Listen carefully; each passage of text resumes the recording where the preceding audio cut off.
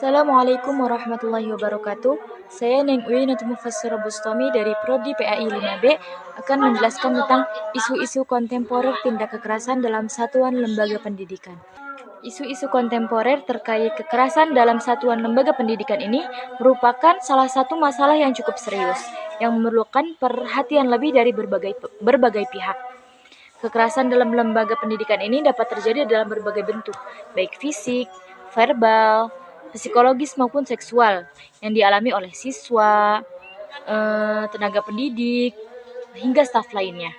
Fenomena ini menjadi semakin kompleks dan semakin banyak dibahas oleh masyarakat luas karena mengingat dampaknya yang sangat luas terhadap perkembangan individu dan kualitas pendidikan itu sendiri. Berikut adalah beberapa aspek yang relevan dalam isu-isu tindak kekerasan dalam satuan lembaga pendidikan. Selanjutnya, jenis-jenis kekerasan dalam lembaga pendidikan. Yang pertama ada kekerasan fisik. Tindak kekerasan yang melibatkan tindakan langsung seperti memukul, menendang, atau menyakiti secara fisik lainnya. Yang kedua, ada kekerasan verbal. Kekerasan verbal ini penggunaan kata-kata kasar atau berupa penghinaan atau pelecehan lisan yang dapat merendahkan martabat individu. Yang ketiga, ada kekerasan psikologis, semacam perundungan atau bullying yang berfokus pada merusak mental dan emosi korban.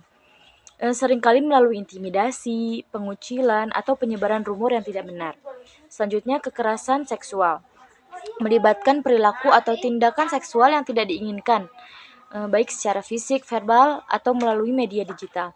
Yang kelima, kekerasan ekonomi terjadi ketika ada tindakan yang memanfaatkan keadaan finansial seseorang dengan minta uang paksa atau eksploitasi lainnya. Selanjutnya, penyebab kekerasan dalam lembaga pendidikan. Yang pertama, dari lingkungan keluarga.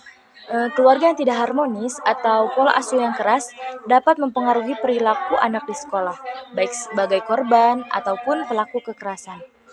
Yang kedua, budaya kekerasan. Dalam beberapa masyarakat atau lingkungan, kekerasan ini dianggap sebagai cara yang sah untuk menyelesaikan konflik atau menunjukkan siapa yang kuat. Hal ini dapat menciptakan kekerasan yang terinternalisasi. Yang ketiga, pengaruh media sosial. Ini yang banyak terjadi di kalangan muda sekarang.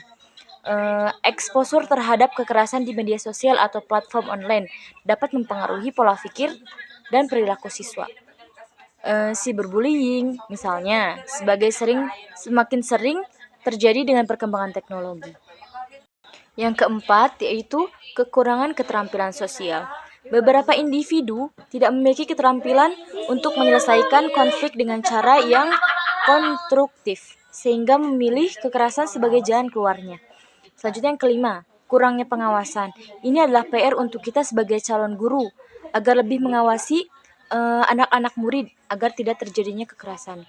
Nah, kurangnya pengawasan dari pihak sekolah atau pihak berwenang dapat menciptakan lingkungan yang rentan terhadap kekerasan. Selanjutnya, dampak kekerasan dalam lembaga pendidikan. Yang pertama, dampak fisik. Kekerasan fisik jelas dapat menyebabkan cedera tubuh. Namun dalam beberapa kasus, dampaknya bisa lebih lama atau bahkan permanen. Selanjutnya, yang kedua, dampak psikologis.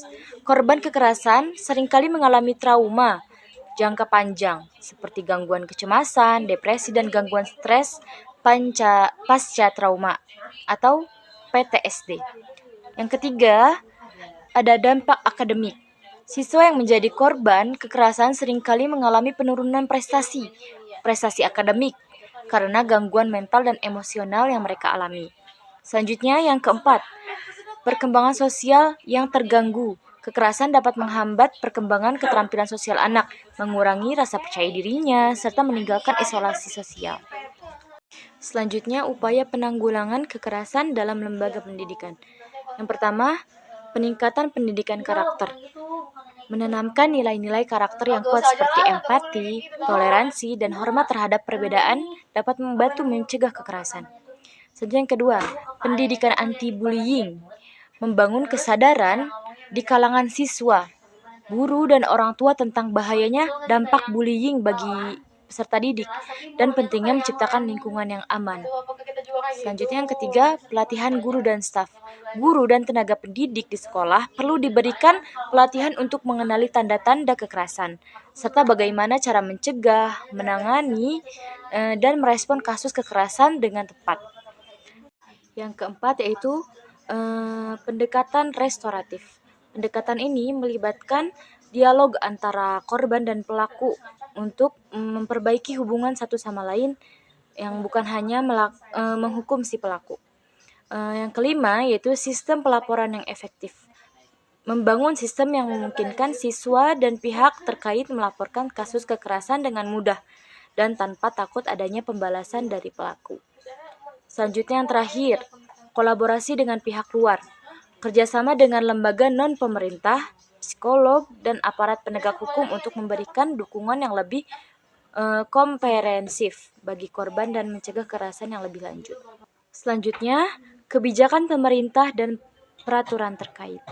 Di Indonesia ini terdapat peraturan seperti Undang-Undang Nomor 23 Tahun 2002 tentang Perlindungan Anak yang menekankan pentingnya perlindungan terhadap anak di lingkungan pendidikan, serta Permendikbud Nomor 82 Tahun 2015 tentang pencegahan dan penanggulangan tindak kekerasan di satuan pendidikan yang memberikan pedoman bagi sekolah dalam mencegah kekerasan. Kebijakan sekolah. Banyak sekolah kini mengimplementasikan kebijakan non-toleransi terhadap kekerasan, termasuk aturan yang tegas bagi pelaku kekerasan dan mendukung korban untuk mendapatkan bantuan. Tantangan dalam penanggulangan kekerasan. Yang pertama, norma sosial yang mendukung kekerasan. Di beberapa daerah, kekerasan dianggap sebagai bagian dari pendidikan atau cara mendisiplinkan siswa. Hal ini mempersulit upaya untuk mengubah budaya tersebut. Selanjutnya, yang kedua, kurangnya sumber daya. Tidak semua sekolah memiliki fasilitas atau anggaran yang cukup untuk menyediakan program pencegahan kekerasan yang efektif atau untuk melatih staf secara rutin. Yang ketiga, stigma terhadap korban. Dalam beberapa kasus, korban kekerasan, terutama kekerasan seksual, seringkali merasa terstigma atau disalahkan, yang dapat menghalangi mereka untuk melapor dan mencari bantuan. Peran orang tua dan masyarakat.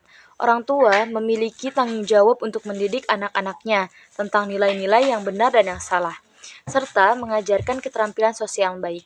Dan masyarakat pun, termasuk media dan organisasi sosial, juga dapat berperan dalam meningkatkan kesadaran tentang pentingnya menciptakan lingkungan pendidikan yang aman. Jadi, tindak kekerasan dalam lembaga pendidikan adalah isu kompleks yang memerlukan penanganan multifaceted. Upaya untuk mencegah dan mengatasi kekerasan harus melibatkan berbagai pihak, mulai dari pemerintah, lembaga pendidikan, orang tua, hingga masyarakat. Dengan adanya kebijakan yang jelas, pendekatan yang sistematis, serta kerjasama antara berbagai pihak, diharapkan kekerasan dalam lembaga pendidikan ini dapat ditekan dan lingkungan pendidikan yang aman dapat tercipta. Mungkin cukup sekian dari saya. Mohon maaf apabila banyak kekurangannya, Pak. Wassalamualaikum warahmatullahi wabarakatuh.